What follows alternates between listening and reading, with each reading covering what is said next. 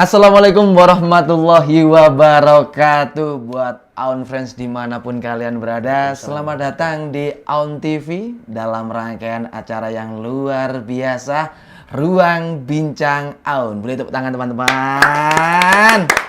Masya Allah, pada kesempatan yang luar biasa ini, yang spesial hari ini, pagi-pagi beliau sudah datang, pagi-pagi beliau sudah bugar. Kita nggak sendirian teman-teman, kita di sini dibantu, akan dijelaskan dan ditemenin oleh Bapak kita tercinta yang terhormat Brigjen TNI Purnawirawan Dr. Sutrisno SH Mars MHKes Fiskwa. Sehat Pak? Alhamdulillah. Kita salaman dulu. Alhamdulillah. Pak Rektor, pripun masih main tenis selalu Pak ya? Oh masih. Selalu. Selain tenis apa Pak? Ngapunten. Bersepeda. Bersepeda. Pakai road bike? Road bike, pakai MTB, pakai sepeda lipat. Oh pakai seli juga, ya, sepeda semua, lipat. semua. Sebelum kita membahas tentang si akad ini Pak, karena kan saya tertarik ini dengan salah satu gelar jenengan, Fiskwa. Itu salah satu gelar internasional yang jarang sekali mungkin saya temui di beberapa rektor-rektor yang sudah saya saya ajak ngobrol, itu jarang banget. Ngapunten Pak, itu sangat luar biasa sekali itu Pak. Betul. Boleh dikasih tepuk tangan buat rektor kita ini teman-teman, Masya Allah. Itu gelar internasional untuk tentang kesehatan Pak ya? Ya, fellow di bidang mutu itu. Oke. Pelayanan rumah sakit. Pelayanan rumah sakit. Fellow of the International Society of Quality Healthcare ya, luar biasa.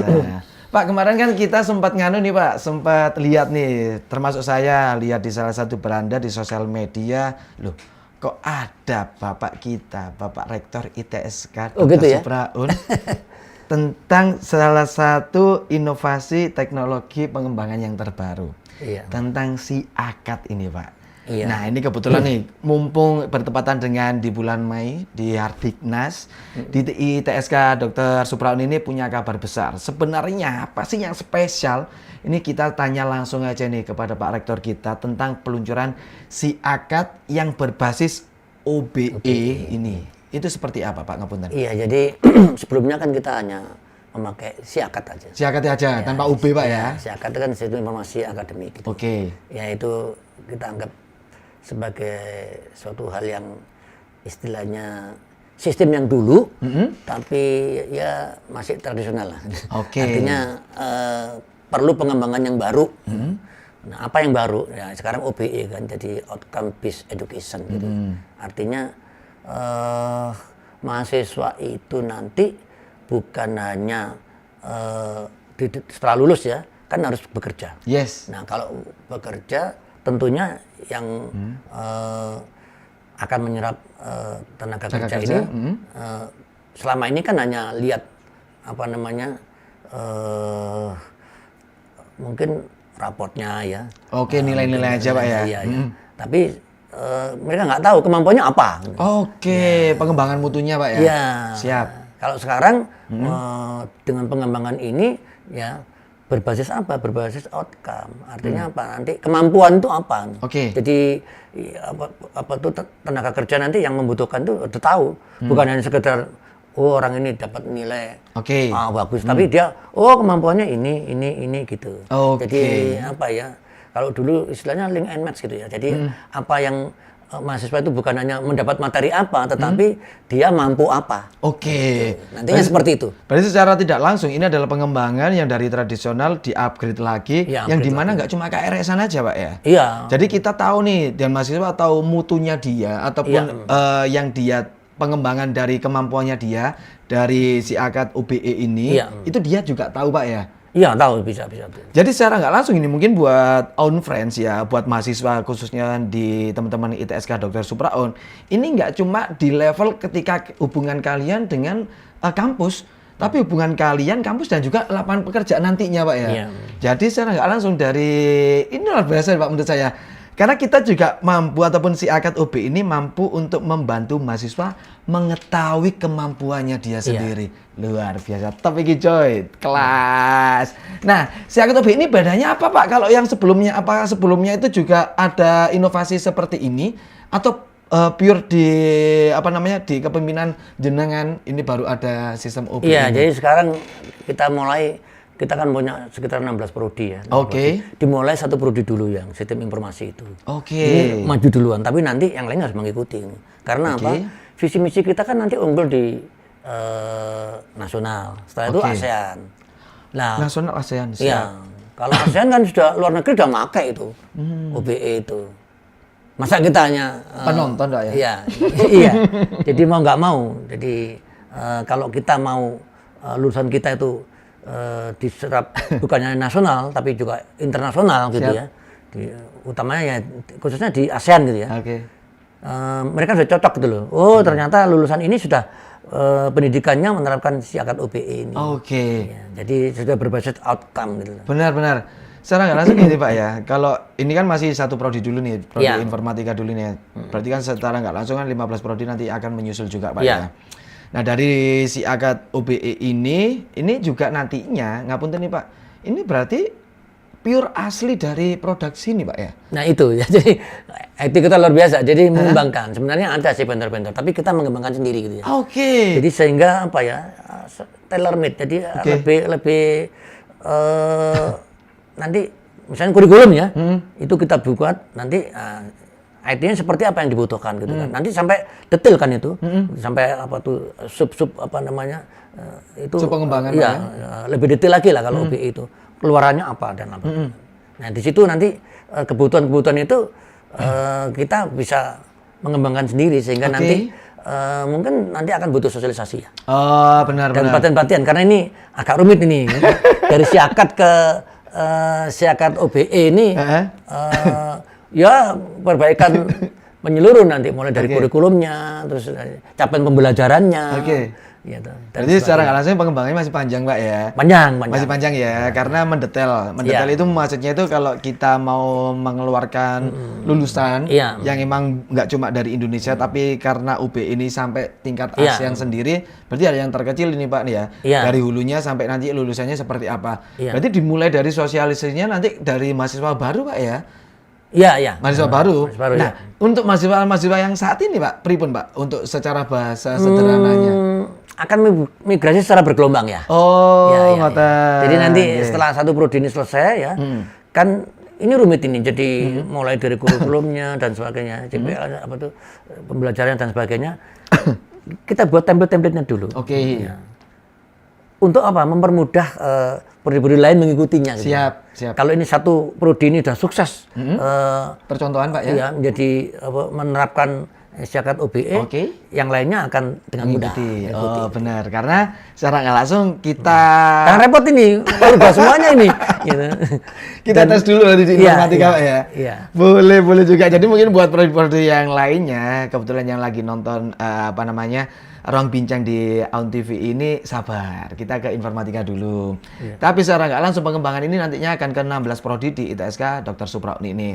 Dan tentunya untuk mahasiswa ini secara nggak langsung kan untuk mempermudah mahasiswa juga dan juga mempermudah teman-teman yang ada di kampus ini juga ataupun dosen-dosen yang ada di sini juga untuk menentukan di mana nanti lulusan mahasiswa yang ada di sini mau dibawa kemana. Nah ini kan dari Pak Rektor tadi kan sudah sounding nih. Ini juga nanti akan bisa saingan secara ASEAN ini Pak. Nah koneksi antara siakat dengan kesiapan mahasiswa masuk pasar kerja internasional itu pripun Pak dengan adanya siakat OBE ini Pak? Iya jadi tentunya karena mereka nanti itu kan sekarang ini banyak ya. Lulusan tua sekarang ini yang namanya IPK saja ya. Itu ada 4,0 gitu kan. Cum laude Pak. Tapi kan mereka nggak tahu. Bener nggak ini bisa semuanya nih. Apa yang didapat itu. Ya. Kita masih nebak-nebak, kita hanya lihat nilai aja. Tapi kalau nanti dengan siakat OBE, dia bisa tahu, dengan nilai misalkan B+ atau nilai A, kemampuannya ini. Detail tuh Pak. Jadi sehingga tenaga kerja, saya butuh orang yang mampu ini. Sudah ada ini. Orang yang udah mampu. Gitu, ya. Jadi mengetahui kemampuannya. Nggak sekedar nilai gitu. Kalau dulu nilai A, B, bagus. Ternyata begitu masuk, loh kok beda. Berarti secara nggak langsung benefitnya itu Pak ya? Benefitnya dari mahasiswa itu Pak ya? Bisa tahu kemampuannya gitu loh. Benar. nggak cuma yang dapat benefit sebenarnya nggak cuma kampus mahasiswa, tapi lapangan pekerjaan juga dapat benefit. Tahu. Nggak perlu kita loker ataupun kita cari sounding, kita cari A, cari B, cari C, langsung aja nih di teman-teman lulusan dari ITSK Dr. Supraon semua sudah ada, Pak ya. Jadi dilihat aja dari si akad UBI-nya itu mereka kemampuannya seperti apa. Dan nanti akreditasi juga akan mengikuti, Pak ya. Ke situ ya, jadi nanti lebih gampang memeriksanya. Jadi bener nggak sih ini capaian pembelajarannya ini? Oh iya ini. Karena sekarang ini sudah diingatkan sama LADIKTI bahwa nanti semua yang dipersyaratkan oleh pembelajaran itu harus dipenuhi. Kalau seandainya ya kita katakan meluluskan, tapi ternyata belum ada yang dipenuhi, itu bisa dikembalikan ke kampus lagi gitu loh. Gitu, Pak. Tapi kalau dengan OBE ini kan sesuai gitu. Artinya apa yang capaian belajarnya apa? Oh ini sudah nilai itu sudah ngikutin itu. Berarti transparansinya lebih jelas. Transparansinya lebih jelas. Lebih jelas ya. Jadi Dikti pun nggak perlu susah-susah untuk melihat itu. Untuk audit ataupun untuk cari lagi, Pak ya. Untuk tantangan nih, Pak, selain dari pihak kampus sendiri untuk sosialisasinya, selain waktu, Pak, tantangannya apa, Pak, untuk sistem yang baru, si akad yang baru ini? Ya memang di awal memang harus menambah pekerjaan karena gini loh, itu terkait dengan dosen terkait dengan hal yang teknis itu loh. Ya. Jadi harus bisa masukkan kurikulumnya sampai nyusun itu kan juga butuh sosialisasi, pembelajaran dan sebagainya itu. Tapi nanti salah jalan ya lebih mudah. Benar, Pak. Tinggal aja kita pengembangan si akad UB 2.0, 3.0. Namanya teknologi baru kan artinya rumit di awal tapi setelah itu lancar gitu kan. Benar. Sama ketika kita ataupun zamannya jenengan handphone sampai sekarang tinggal touchscreen. Touchscreen. Kan lebih ribet emang di awalnya sendiri nih, Pak ya.